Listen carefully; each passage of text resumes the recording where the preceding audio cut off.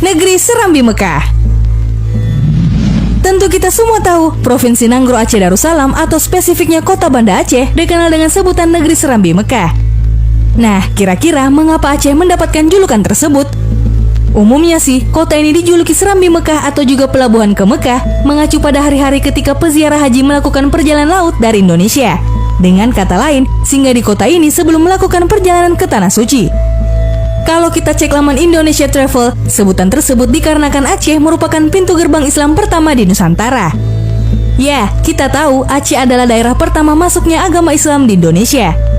Lokasinya yang strategis di Selat Malaka memiliki semacam privilege baik di Aceh maupun di Asia Tenggara.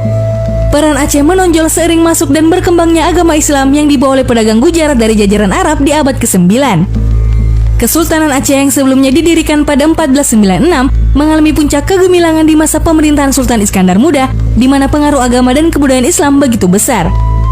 Bahkan kerajaan tersebut masuk jajaran 5 besar dunia dalam bidang agama Islam setara dengan Baghdad, Damaskus, Agra, dan Isfahan.